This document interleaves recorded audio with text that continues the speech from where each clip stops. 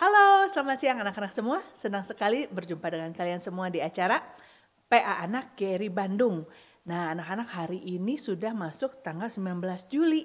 Mungkin banyak di antara kalian yang sudah mulai masuk ke sekolah kembali. Dan mulai tahun ajaran baru, di kelas yang baru, guru yang baru, teman-teman yang mungkin ada yang berbeda-beda juga. Tapi biarlah apapun yang terjadi kita boleh melewati bersama Tuhan 1 tahun ke depan, ya, bekerja bersama Tuhan, belajar yang rajin, berdoa, meminta tolong Tuhan pimpin. Nah, hari ini anak-anak kita mau melanjutkan seri eksposisi kitab apa? Ya, kitab Injil Matius. Temanya hari ini adalah iman perempuan Kanaan. Apa yang terjadi dengan perempuan Kanaan ini? Apa yang dia kerjakan? Kenapa kisah ini dicatat di Alkitab? Kita akan sama-sama belajar. Tapi sebelumnya kita akan sama-sama melatih lagu yang akan kita nyanyikan hari ini dengan judul Jangan Engkau Lalu.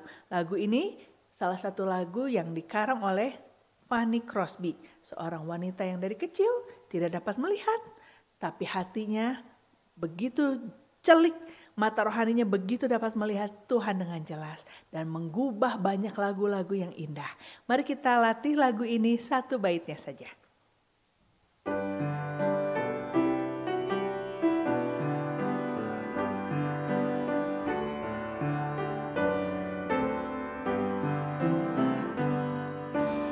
Yesus juru selamatku,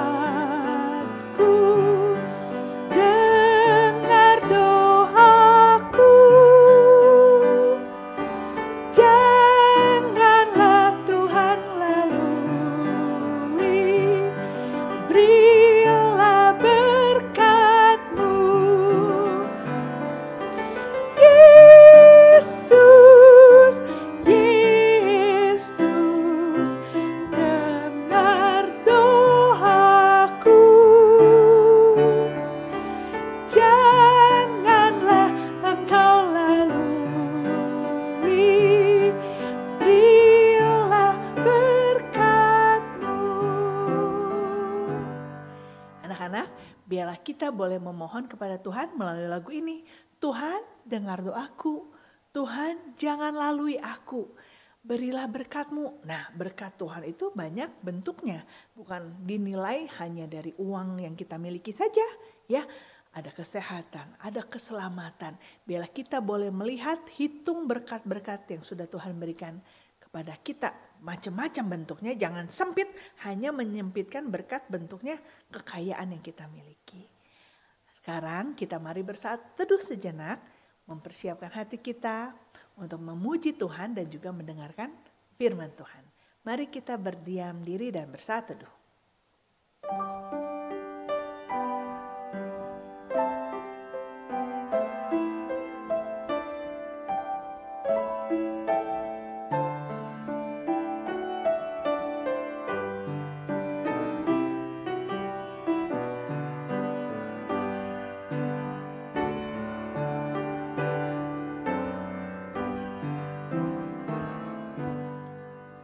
Kita sama-sama berdoa, tidak ada lagi yang main-main, tidak ada lagi yang jalan-jalan, semuanya lipat tangan, tutup mata, tundukkan kepala, sama-sama berdoa. Tuhan Yesus, kami bersyukur dan berterima kasih kalau beberapa bulan yang lalu kami boleh lulus dan naik kelas, dan juga kami juga mungkin boleh menikmati waktu masa-masa liburan, menikmati waktu bersama keluarga. Dan kami juga bersyukur kalau kami boleh kembali datang ke sekolah. Terima kasih untuk kesempatan yang Tuhan berikan kalau kami masih bisa belajar. Biarlah berikan hati yang mau terus diajar, beri kerajinan, jauhkan kemalasan agar kami boleh dipersiapkan menjadi anak-anak yang Tuhan pakai. Tolong hari ini juga kami kembali mau datang, mau memuji Tuhan dan mendengarkan firman Tuhan. Lembutkan hati kami, jangan biarkan hati kami keras. Tapi waktu Tuhan menyatakan kebenaran firman Tuhan, dengan segera kami mau taat, mau dengar-dengaran, mau melakukan apa yang menyenangkan hati Tuhan. Di dalam nama Tuhan Yesus, kami berdoa dan mengucap syukur. Amin. Anak-anak, mari kita memuji nama Tuhan dengan Jangan Engkau Lalu, bait ke-1 dan bait keduanya.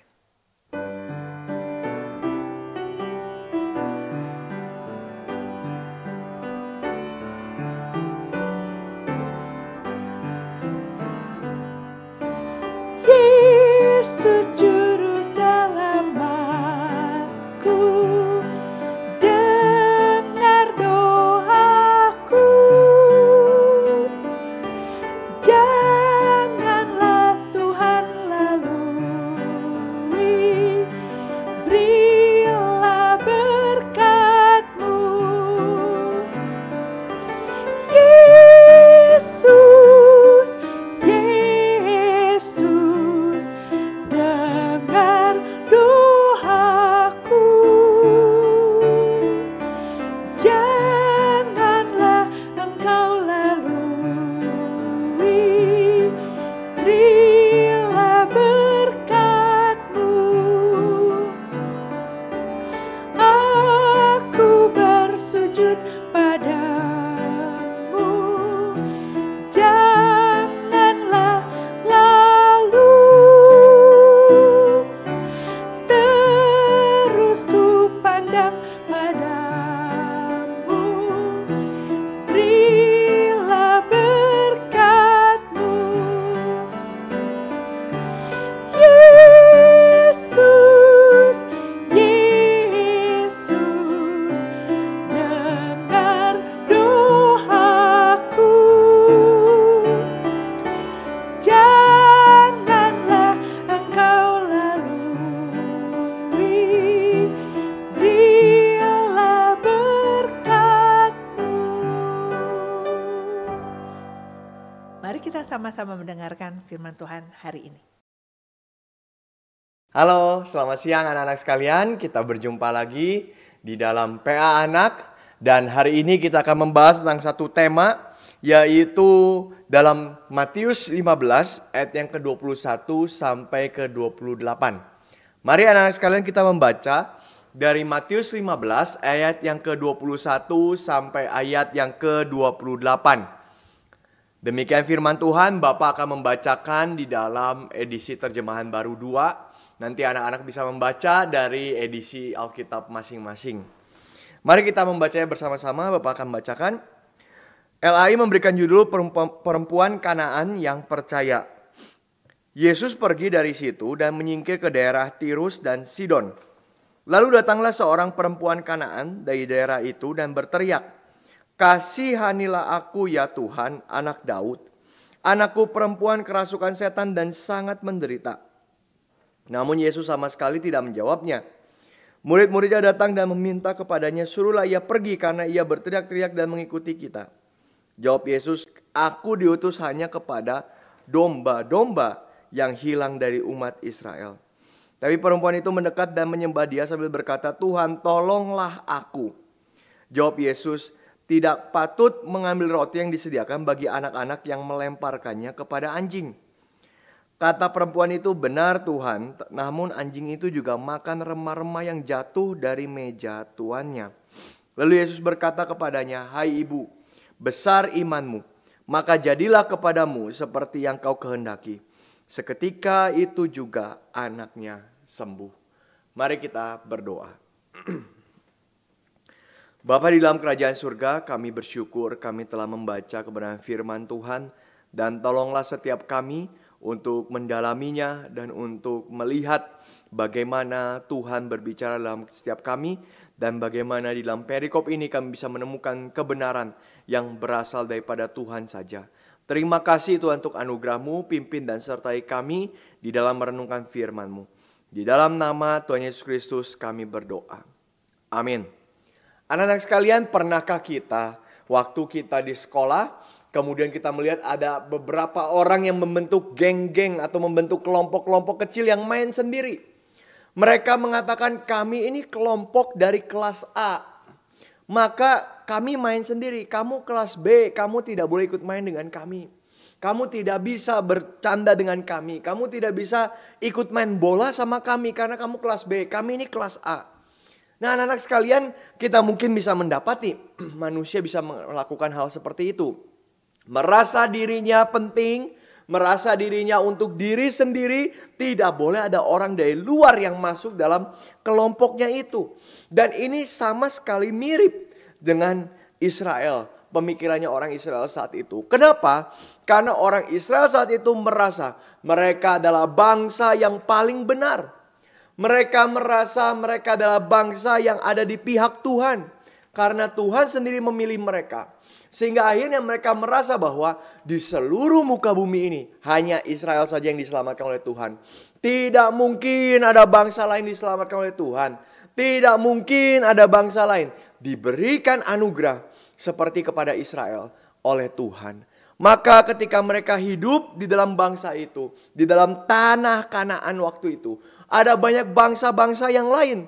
Tapi mereka mengatakan, kami ini umat pilihan Tuhan. Kenapa? Tahu dari mana mereka mengatakan? Mereka mengatakan mereka adalah umat pilihan Tuhan. Tahu dari mana? Ada beberapa hal anak-anak sekalian. Pertama, bagi mereka adalah keturunan Abraham yang sejati. Abraham punya anak siapa? Ada Ismail, ada Ishak. Tetapi mereka berpikir anak yang sejati adalah Ishak. Kenapa Ishak anak sejati? Karena Ishak lahir dari istri Abraham, yaitu Sarah. Sementara Ismail lahir dari budaknya Abraham, yaitu Hagar. Abraham waktu itu diberikan janji oleh Tuhan, kamu akan mendapatkan keturunan. Tetapi Abraham waktu itu tidak percaya janji Tuhan. Kurang percaya sehingga akhirnya apa? Oh, mungkin saya akan dapat keturunan dari Hagar.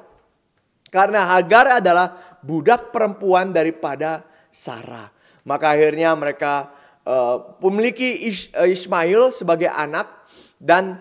Tetapi Tuhan mengatakan tidak, keturunannya akan dilanjutkan oleh Ishak.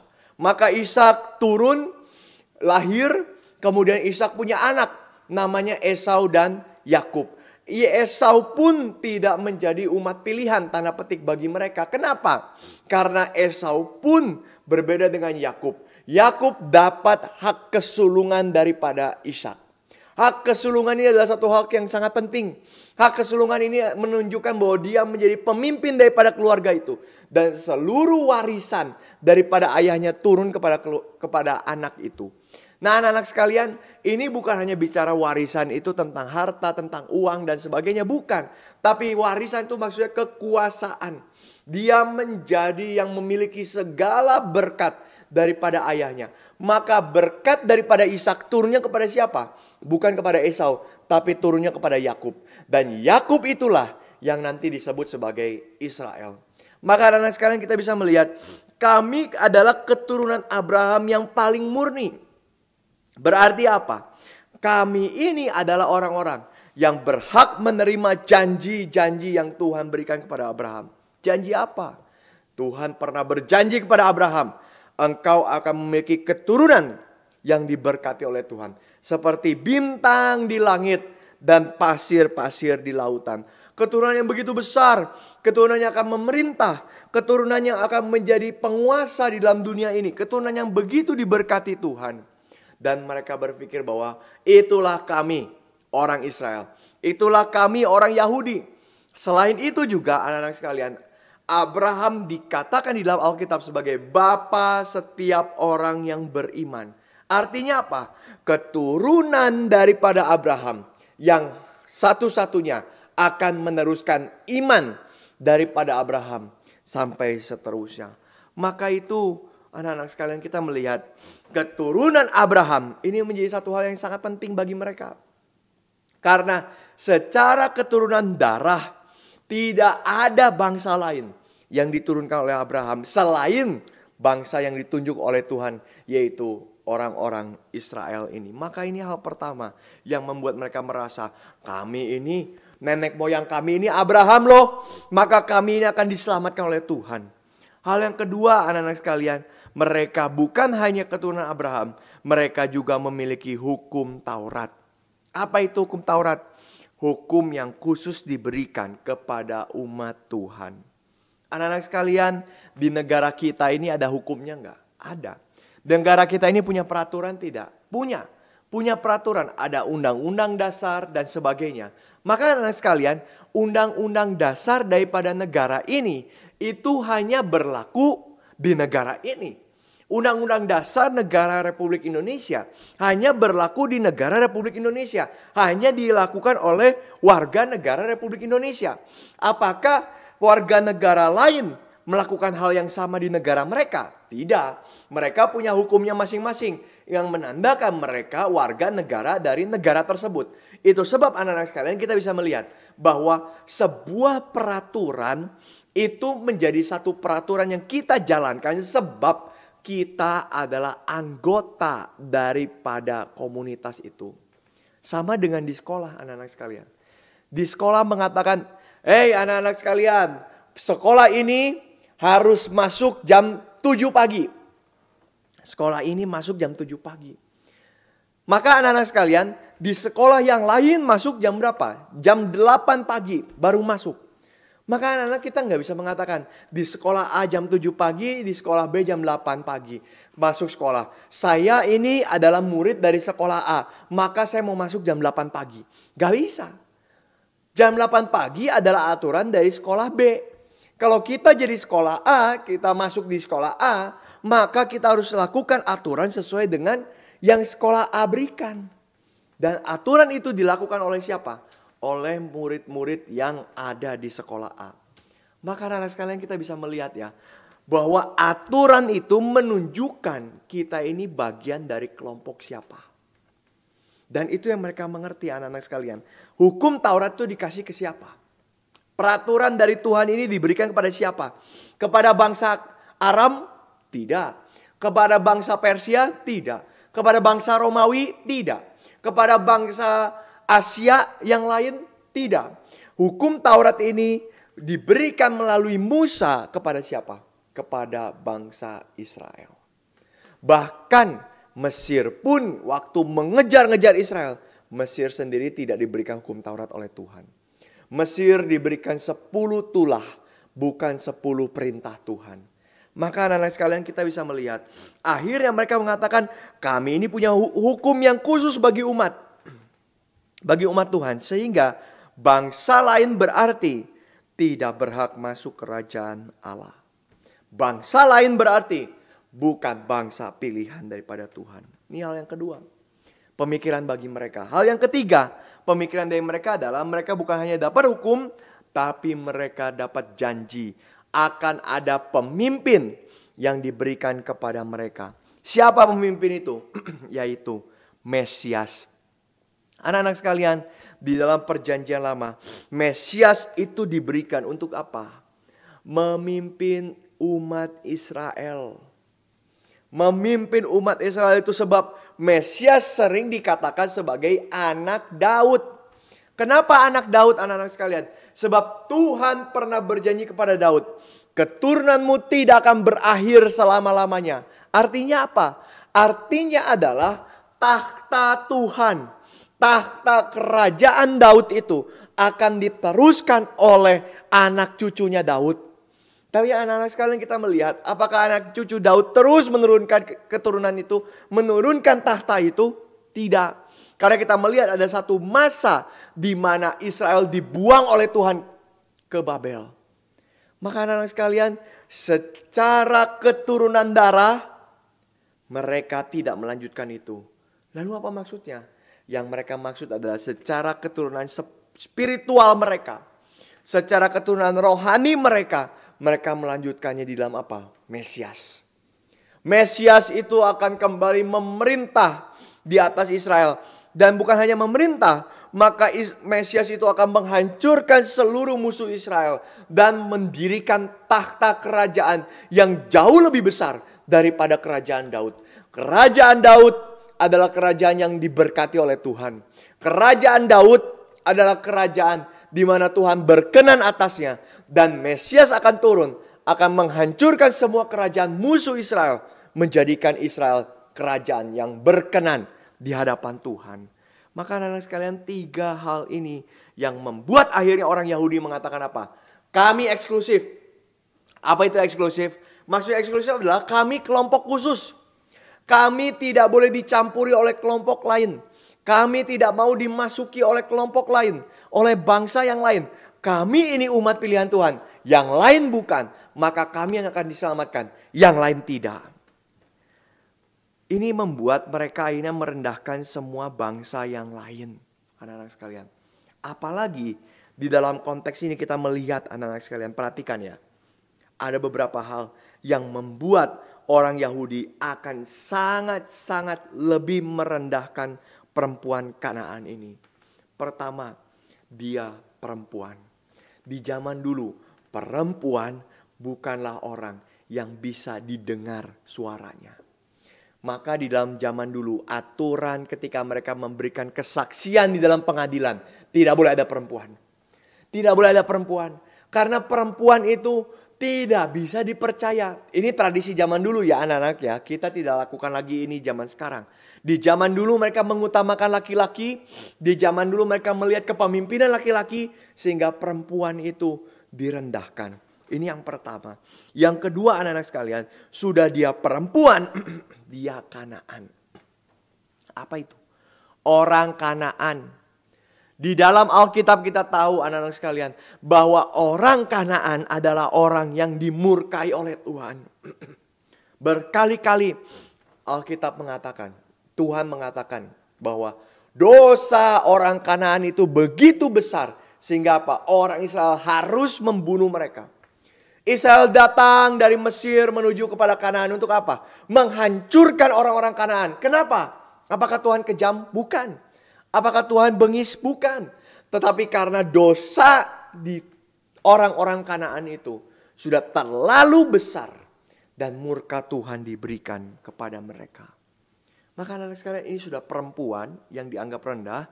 Kanaan yang dianggap berdosa. Dan satu hal lagi. Yaitu apa? Perempuan ini dari daerah Tirus dan Sidon.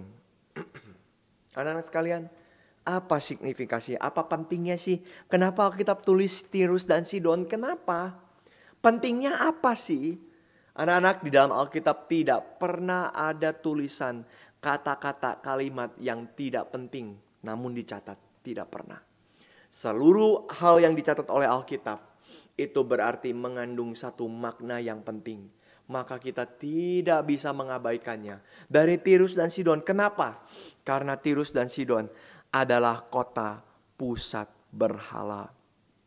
Anak-anak bisa lihat nanti di dalam Yesaya 23. Tirus dan Sidon adalah pusat berhala. Tirus dan Sidon adalah kota yang sangat jahat. Sangat melawan Tuhan.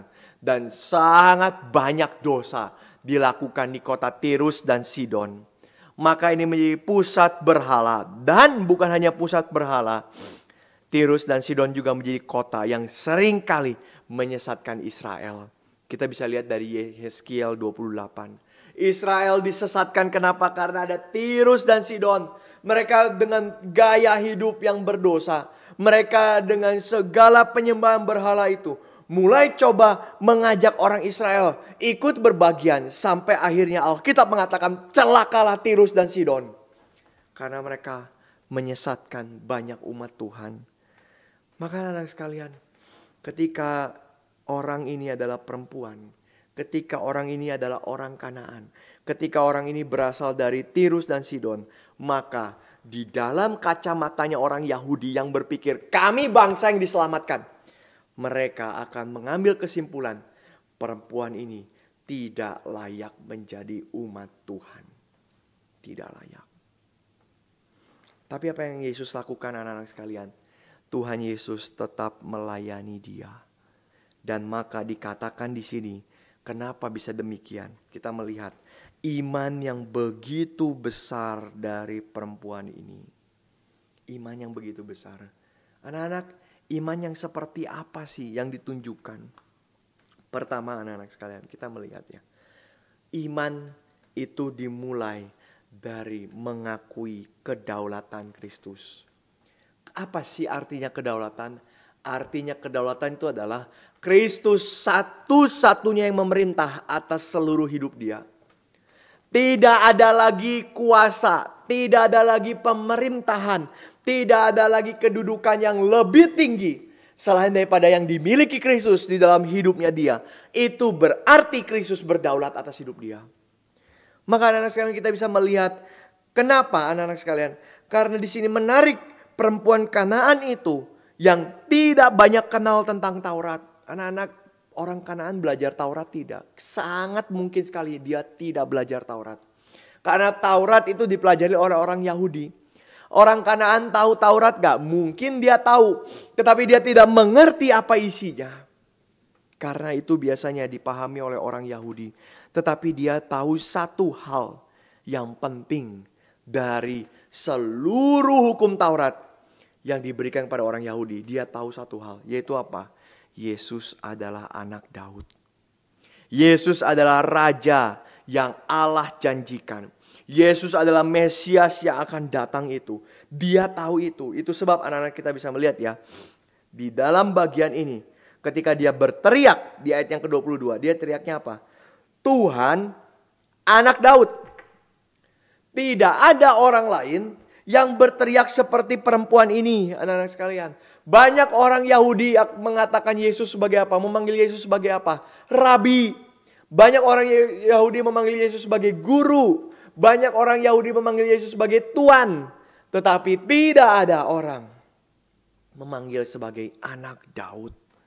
Ini adalah satu hal yang sangat-sangat penting anak-anak sekalian. Kenapa?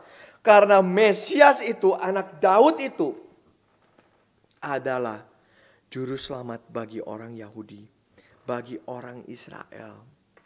Ini khusus harusnya dimengerti oleh Israel. Karena ketika anak Daud itu tiba, pasti anak Daud itu akan menghancurkan musuh yang lain. Termasuk apa? Yang paling besar pasti akan menghancurkan orang Kanaan. Maka anak sekalian, ini sebenarnya satu hal yang cukup aneh. Dia orang Kanaan. Dia mengatakan Yesus sebagai anak Daud. Berarti apa? Secara logis, secara logikanya berarti apa? Kristus bisa saja menghancurkan dia. Kristus bisa saja, Yesus bisa saja membunuh dia. Dia anak Daud kok, saya orang Kanaan. Anak Daud akan memenangkan Israel dari musuhnya. Musuhnya siapa? Kanaan. Maka Kanaan ini, perempuan Kanaan ini pasti akan dihancurkan. Dan bukan hanya itu anak-anak sekalian. Anak Daud berarti apa? Takhta pewaris daripada Raja Daud. Berarti apa? Dia akan menggulingkan pemerintahan kerajaan Romawi. Waktu itu, di zaman ini, siapa yang berkuasa? Kaisar Romawi. Anak-anak, waktu Kaisar Romawi berkuasa, kita tidak bisa mengatakan, pewarisnya ada di sana, yaitu siapa? Anak Daud. Berarti apa? Anak Daud ini otomatis akan melawan Kaisar Romawi.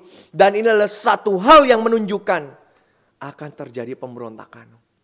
Maka anak sekalian, di dalam satu kuasa negara, di dalam satu pemerintahan negara, tidak mungkin ada ahli waris selain daripada raja itu sendiri yang tunjuk. Atau raja itu sendiri yang memintanya. Maka anak sekalian, perkataan Tuhan, anak Daud, dia bukan hanya berteriak satu kali, dia berteriak berkali-kali, bahkan dikatakan di sini.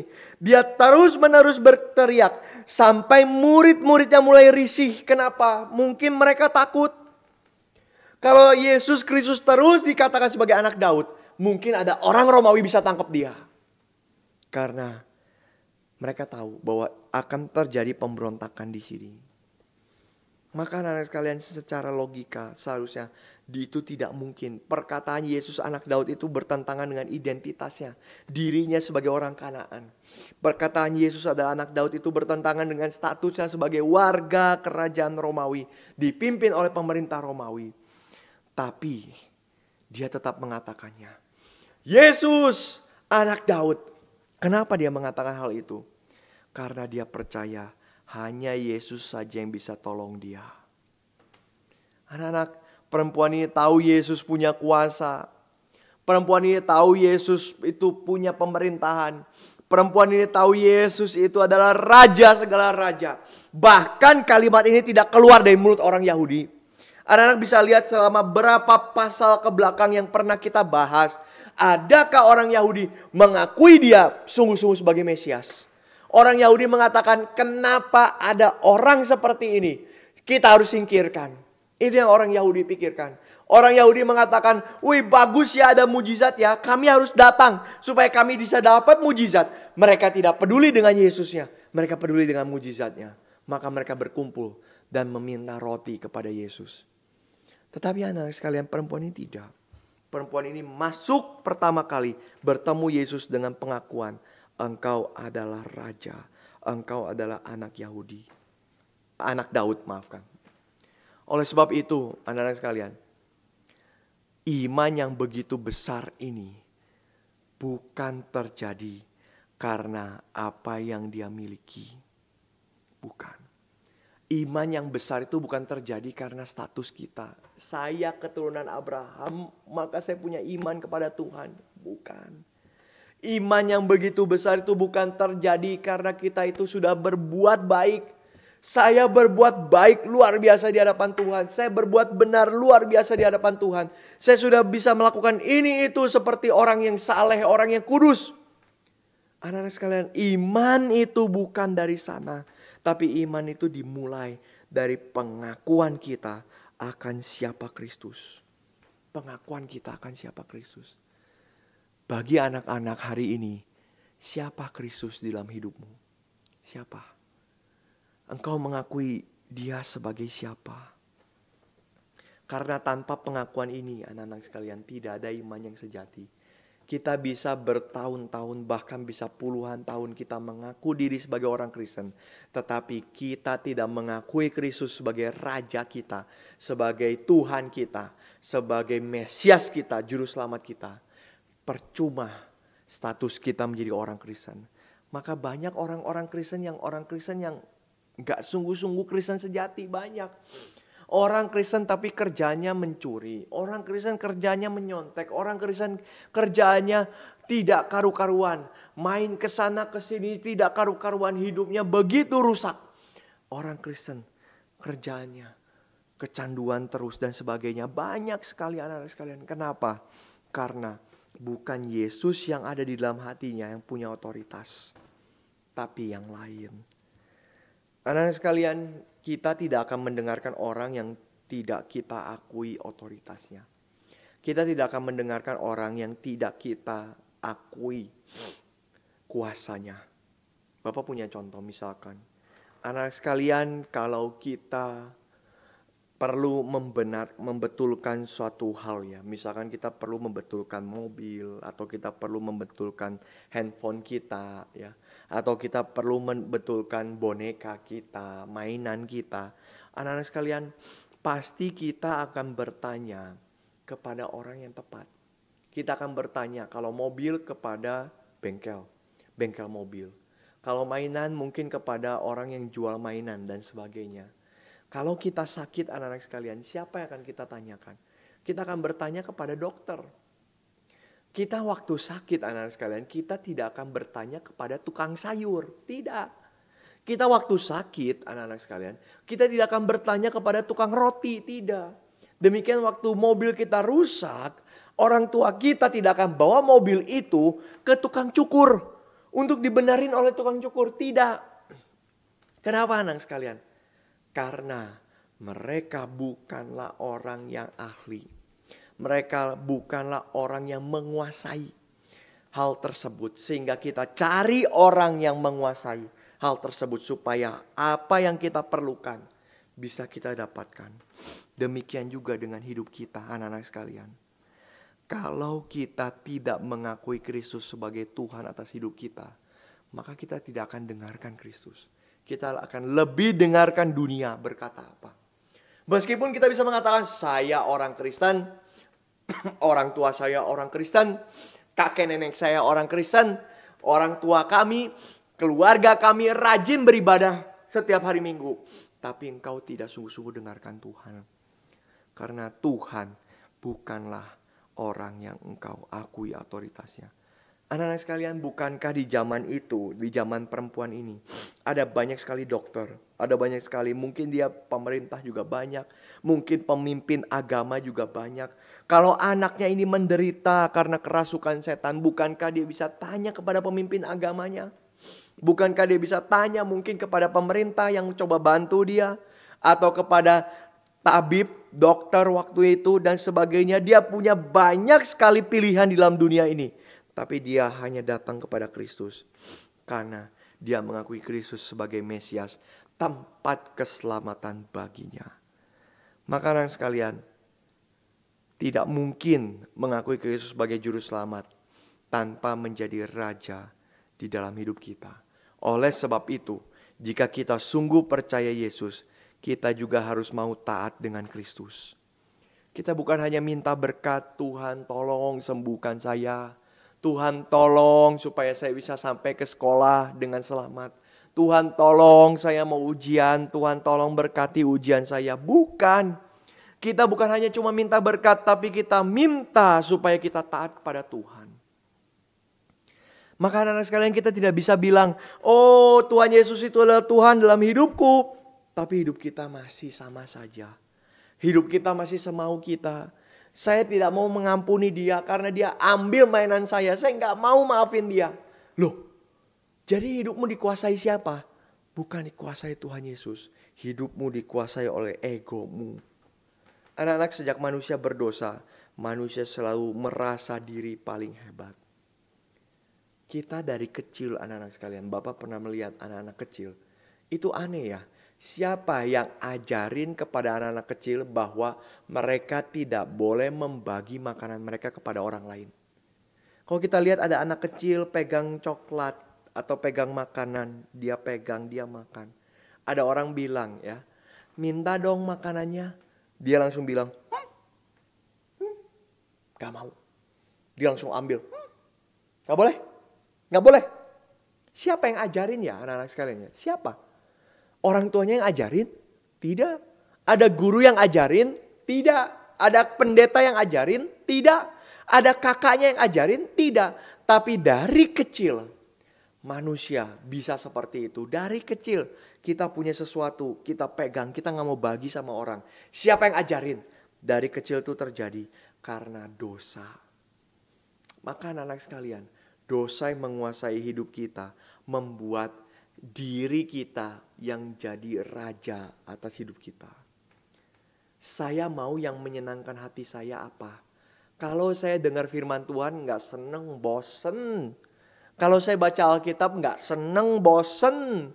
Kalau saya mau berdoa gak suka. Saya lebih baik main game. Maka anak sekalian, bukan Kristus yang ada dalam hidup kita. Di dalam hidup kita, kita harusnya punya kesadaran untuk apa? Terima Kristus. Dan kita harus melakukan itu dengan rendah hati. Bukan saya yang harus dipermuliakan, Kristus. Bukan saya yang terutama harus disenangkan, Kristus. Maka di dalam hidup kita, waktu kita sekolah, waktu nanti kelak kita akan bekerja, waktu nanti kelak kita akan punya keluarga dan sebagainya, waktu kita berrelasi dengan teman-teman kita, siapa yang harus dimuliakan? Kristus, bukan saya. Dan ini hal yang pertama anak sekalian, iman dimulai dari mana? Mengakui Kristus berdaulat, berkuasa, memimpin, memerintah hidup kita. Hal pertama. Hal yang kedua yang kita bisa lihat juga anak-anak sekalian adalah perempuan ini tekun untuk mengejar keselamatan itu. Tekun mengejar anugerah daripada Tuhan. Anak-anak sekalian, waktu perempuan ini berteriak, Tuhan, anak Daud, selamatkanlah kami, tolonglah saya dan sebagainya. Kita bisa lihat ya, awalnya Tuhan Yesus gak mau jawab dia. Maka Tuhan Yesus diam dan Tuhan Yesus jalan terus. Gak mau jawab dia. Dia mengatakan kepada para muridnya. Kenapa? Karena Tuhan Yesus diutus hanya kepada domba Israel. Anak-anak sekalian, kita mesti mengerti kalimat ini dengan tepat ya. Bukan berarti Kristus hanya melayani Israel saja, tidak. Bukan berarti Kristus hanya menyelamatkan orang Israel saja, tidak. Tapi sebenarnya ini adalah satu ujian. Ini menguji perempuan ini. Menguji pengertian perempuan ini. Kenapa? Karena dia sadar perannya Mesias itu untuk orang Yahudi. Anak-anak sekalian, Yesus mengatakan saya diutus untuk orang Israel. Kenapa? Karena kita melihat yang pertama memang ada waktunya Tuhan. Tuhan Yesus itu berkeliling melayani orang-orang Israel. Memang ada waktunya Tuhan. Di mana suatu saat nanti orang-orang yang bukan Israel pun akan diselamatkan. Akan dilayani, akan diinjili. Yaitu siapa? Orang-orang Yunani, orang-orang Kanaan, orang-orang Persia, orang-orang Romawi akan dilayani juga oleh siapa? Oleh para rasul, oleh gerejanya. Maka kita melihat ini ada satu unsur di mana ada tugas daripada gereja untuk melayani mereka. Dan Yesus sementara waktu melayani terlebih dahulu umat Israel. Satu sisi kita melihat pekerjaan Tuhan punya waktu dan tempat yang tertentu. Tidak semuanya dibuka lebar, besar, pokoknya semua. Tidak, hanya waktu dan tempat tertentu. Satu hal kita bisa melihat hal tersebut. Di sisi yang lain, Tuhan Yesus pun mau menguji iman daripada perempuan ini. Karena perempuan ini mengatakan Yesus itu adalah anak Daud. Dia bukan keturunan Daud. Perempuan ini orang Kanaan. Berarti seharusnya Kristus tidak membantu dia. Kenapa dia mau tetap Kristus membantu? Maka Kristus mau menguji iman daripada perempuan ini. Namun anak-anak sekalian, kita melihat perempuan ini tidak menyerah. Dia terus memohonkan belas kasihan. Dia terus berteriak. Dia terus mengetuk pintu hati Tuhan Yesus. Tidak satu kali pun dibiarkan begitu saja pintunya tanpa diketuk. Dia terus mengetuknya. Dan inilah iman yang sejati, anak-anak sekalian. Iman yang sejati akan memunculkan perjuangan bagi kita. Akan memunculkan hati bagi kita untuk melayani Tuhan, untuk mengejar Tuhan terus. Iman yang sejati bukan iman yang katanya. Bukan. Iman katanya itu maksudnya apa? Tuhan Yesus menyelamatkan saya. Tahu dari mana? Katanya sih gitu ya. Saya sih nggak tahu ya. Benar atau enggak saya nggak tahu ya. Apakah ada atau tidak saya nggak tahu ya. Katanya sih begitu. Bukan, anak-anak sekalian. Iman yang sejati adalah iman yang meresap sampai ke dalam pribadi dia. Maka anak-anak kita melihat ya. Tuhan Yesus akhirnya apa? Berbelas kasihan kepada dia. Berbelas kasihan. Dan justru dari ujian ini Kristus mau menunjukkan baik kepada perempuan itu maupun kepada murid-murid yang mengikuti dia, bahwa satu hal, Israel yang sejati bukanlah Israel yang keturunan Abraham secara darah. Bukan. Israel yang sejati bukanlah Israel yang punya hukum Taurat oleh Musa. Israel yang sejati bukanlah bangsa Yahudi yang mengklaim diri saya Yahudi, maka saya Israel yang sejati. Bukan. Tetapi Israel sejati adalah orang yang punya iman seperti perempuan ini. Dia bukan orang Israel. Dia bukan keturunan Abraham. Dia tidak pernah tahu, mungkin dia tidak pernah belajar hukum Taurat juga. Tetapi dia sungguh-sungguh percaya Kristus sebagai Tuhan dan Raja di dalam hidup dia. Maka anak-anak sekalian, artinya apa? Artinya bangsa lain pun terbuka untuk percaya kepada Kristus. Anak-anak kita semua bukan orang Yahudi. Engkau mungkin orang Indonesia. Engkau mungkin orang dari negara-negara lain. Engkau mungkin orang dari luar negeri dan sebagainya. Tetapi anak-anak sekalian, kita bukan orang Yahudi. Tapi kenapa kita bisa punya kesempatan untuk diselamatkan? Karena Kristus membukanya. Karena Kristus memperlihatkan di dalam perikop ini bahwa Israel yang sejati justru adalah mereka yang berjuang mengejar Kristus. Maka anak-anak sekalian, beriman itu harusnya tidak membuat kita jadi malas. Beriman itu harusnya tidak membuat kita menjadi merasa selamat. Tidak. Beriman itu tidak membuat kita menjadi orang Farisi. Oh, saya sudah selamat, puji Tuhan, saya orang Kristen. Maka apa? Gak perlu lagi belajar firman Tuhan. Kan saya sudah selamat. Gak perlu lagi dengar lause atau guru berbicara tentang firman Tuhan. Kan saya sudah selamat. Biarin saja saya asik main-main dengan dosa. Kan saya sudah selamat. Anak-anak sekalian, Bapak mau tanya, bisakah seorang pemain bola yang berbakat menjadi sukses menjadi pemain bola tanpa latihan? Bisa nggak? Kalau ada seorang pemain bola dari kecil, orang tuanya mengatakan, kamu hebat main bolanya. Gurunya mengatakan, kamu hebat main bolanya. Teman-temannya mengatakan, kamu hebat main bolanya. Maka dia merasa, oh saya hebat main bolanya. Oke, kalau begitu mulai hari ini saya nggak perlu latihan lagi. Saya main yang lain. Saya makan seenak saya. Saya mau makan apa? Wah, mau makan yang berlemak, mau makan yang goreng-goreng, mau makan yang dingin-dingin. Semua saya boleh makan. Saya nggak mau latihan lagi. Anak-anak bisa nggak dia benar-benar jadi pemain bola yang hebat? Gak bisa. Kenapa? Karena bakat saja tidak cukup untuk membuat dia menjadi pemain bola hebat. Bakat harus dibarengi dengan apa? Dengan latihan yang tekun. Demikian anak-anak, engkau mau jadi orang yang pintar. Engkau punya cita-cita mau jadi ini, itu, dan sebagainya. Itu nggak bisa hanya angan-angan saja. Itu nggak bisa hanya harapan. Ya pokoknya nanti udah besar saya pasti jadi dokter. Tapi kita nggak mau belajar waktu sekolah. Waktu ujian kita menyontek. Nggak mungkin kita bisa jadi dokter. Nggak bisa. Semua dimulai dari mana? Ketekunan kita hari ini. Apa yang kita perjuangkan hari ini. Semua dimulai dari sana. Demikian juga saudara, anak-anak sekalian, waktu kita menjadi murid Kristus. Anak-anak sekalian, tentu kita tahu keselamatan itu karena anugerah Tuhan. Bapak tidak katakan bahwa engkau mau diselamatkan, engkau harus berjuang cari. Bukan, engkau sudah diselamatkan oleh Tuhan.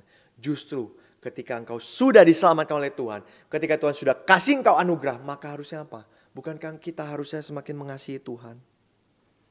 Bukankah kita harusnya semakin kejar belas kasihan daripada Tuhan? Bukankah kita harusnya terus-menerus hidup tekun di hadapan Tuhan? Sehingga kita tidak hanya memanfaatkan dia. Jangan hanya manfaatkan Tuhan.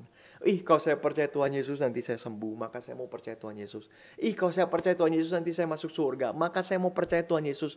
Bukan anak-anak sekalian. Itu kita memanfaatkan Tuhan Yesus. Nanti seperti yang dicatat dalam Matius pasal yang ke-7. Orang bisa mengatakan, Tuhan, Tuhan, aku bernubuat demi namamu. Bernubuat, aku melakukan mujizat demi namamu. Orang bisa bikin mujizat begitu besar, tapi hatinya gak ada Tuhan Yesus. Bisa gak? Bisa. Nama Tuhan Yesus memang berkuasa. Bisa membuat mujizat begitu besar, tapi di dalam hatinya tidak ada Tuhan Yesus. Hati-hati anak-anak sekalian. Hati-hati. Itu sebab iman itu bukan hanya membentuk pengertian kita. Lalu kita berpangku tangan, kita bilang, puji Tuhan saya sudah selamat. Saya gak perlu ngapa-ngapain lagi. Saya gak perlu kerjakan apapun. Saya gak perlu berjuang buat Tuhan. Saya gak perlu disiplin rohani saya. Bukan. Itu bukan iman. Bukan. Tapi iman itu akan membuat satu ketidakpuasan yang suci terhadap Tuhan. Anak sekalian, Bapak mau tanya. Pernah gak kalian makan satu makanan yang sangat enak? Yang kalian paling suka? Pernah? Ya mungkin anak-anak pernah ya. Bapak tidak tahu makanan apa. Itu terserah kalian. Ada yang makan coklat, dia sangat suka dengan coklat. Ada yang makan keju, dia sangat suka dengan keju. Macam-macam, banyak sekali makanan ya. Anak-anak, waktu kita menemukan satu makanan yang paling kita suka. Anak-anak, apakah di dalam hidup kita tidak akan mau makan itu lagi? Wah, makanan ini paling saya suka. Misalkan saya suka sekali nasi goreng. Waktu saya makan, saya puas sekali. Karena saya makan makanan ini. Karena saya makan nasi goreng kesukaan saya puas sekali. Waktu sudah puas, apakah cukup berhenti sampai situ? Sudah ya. Kalau begitu saya sudah makan makanan kesukaan saya. Seumur hidup saya gak mau makanan itu lagi. Apakah seperti itu? Enggak kan? Anak-anak waktu kita, enak sekali makanan ini. Akhirnya apa? Selanjutnya anak-anak kita pengen makan lagi. Mungkin besoknya kita langsung kepikiran, kemarin saya makan nasi goreng enak sekali, maka besok saya mau beli lagi nasi goreng. Kenapa seperti itu? Karena ada ketidakpuasan di sini. Ketidakpuasan yang positif, bukan ketidakpuasan negatif. Kalau ketidakpuasan negatif berarti kita ujungnya apa? Marah-marah. Ketidakpuasan negatif ujungnya apa? Kita kecewa. Tapi ada ketidakpuasan yang positif di sini yang ujungnya apa? Menuntut kita untuk cari lagi, kejar lagi, dapat lagi, beli lagi, bikin lagi, pengen lagi, terus pengen. Karena kita punya ketidakpuasan yang positif. Dan harusnya ini terjadi juga kepada Tuhan kita, anak-anak sekalian, pada Tuhan Yesus. Kalau engkau mengatakan saya puas sekali dengan Tuhan Yesus, saya senang sekali, saya sangat mengasihi Tuhan Yesus, maka engkau harus punya ketidakpuasan yang suci ini, yaitu apa? Terus kejar Tuhan Yesus. Apa sih yang Tuhan inginkan dalam hidupku? Apa yang saya bisa perjuangkan untuk Tuhan? Bagaimana saya bisa menjadi berkat buat Tuhan? Bagaimana saya bisa memuliakan Tuhan di dalam relasiku, di dalam pergaulanku, pertemananku, main dengan teman-teman? Gimana kita akan memperjuangkan itu dengan baik? Anak-anak, Bapak akan tutup dengan satu kisah dari seorang di abad ketiga, abad keempat Masehi, ya, tahun 300-an atau 200-an, yaitu seorang bernama Perpetua. Perpetua ini adalah seorang wanita bangsawan, ya, dari sebuah kerajaan namanya Kerajaan Kartago. Kartago itu di mana? Ada di Afrika Utara. Jadi waktu Injil masuk ke daerah Afrika Utara, banyak orang percaya kepada Tuhan. Keluarga dari Perpetua ini tidak mau percaya kepada Tuhan. Tapi satu ketika Perpetua ini akhirnya dia percaya kepada Tuhan Yesus Kristus. Mengakui Kristus sebagai Tuhan dan Juru Selamat dia. Papanya marah besar. Kenapa kamu menjadi orang percaya? Papanya ancam dia. Papanya bahkan usir dia. Papanya marahin dia luar biasa karena dia percaya kepada Tuhan Yesus. Dan mengatakan kamu harus kembali. Tidak boleh percaya Tuhan Yesus. Tapi dia tidak melakukan hal itu. Dia tetap percaya Tuhan Yesus. Sampai akhirnya dia dipenjara, ditangkap, disiksa, dipenjara. Bahkan akhirnya sampai dia mati menjadi martir. Dia tetap percaya kepada Tuhan Yesus Kristus. Kenapa? Karena Tuhan Yesus Kristus telah mengisi kepuasan hidup dia. Sehingga dia memiliki ketidakpuasan yang suci untuk terus kejar Tuhan. Tuhan adalah Raja atas hidupku. Tuhan adalah Juru Selamat aku. Aku tidak mungkin bisa berhenti mengasihi Tuhan dan mengejar anugerah daripada Tuhan. Harap ini terjadi juga di dalam hidup kita sehari-hari. Amin. Mari kita berdoa. Bapa di dalam kerajaan surga, kami bersyukur untuk segala anugerah yang Tuhan berikan bagi kami. Dan tolonglah kami untuk hidup kudus, hidup berkenan di hati Tuhan, dan memiliki iman yang sejati, iman yang bertumbuh hanya mengasihi Engkau sebagai Tuhan dan Juru Selamat kami. Terima kasih Tuhan untuk kebaikan dan belas kasihan yang Kau berikan bagi setiap kami. Terpujilah nama-Mu Tuhan. Di dalam nama Tuhan Yesus Kristus kami berdoa. Amin. Sampai di sini anak-anak sekalian, Tuhan memberkati kita. Anak-anak, bersyukur untuk firman yang boleh kita dengarkan hari ini. Tadi yang datang kepada Yesus siapa? Seorang perempuan Kanaan. Orang Kanaan biasanya nggak percaya sama Yesus bahwa Tuhan Yesus itu Tuhan dan Allah. Tapi perempuan ini datang memohon kepada Yesus, Tuhan tolong sembuhkan anakku yang kerasukan.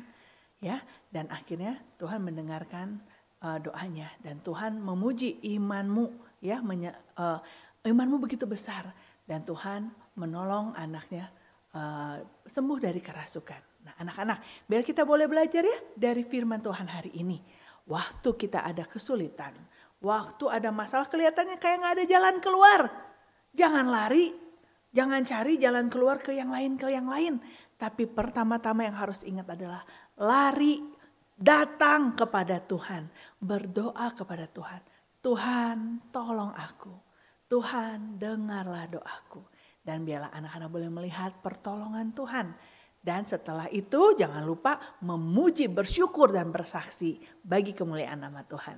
Mari kita sama-sama menutup PA anak hari ini dengan menyanyikan lagu Jangan Engkau Lalu. Kita nyanyikan kedua baitnya.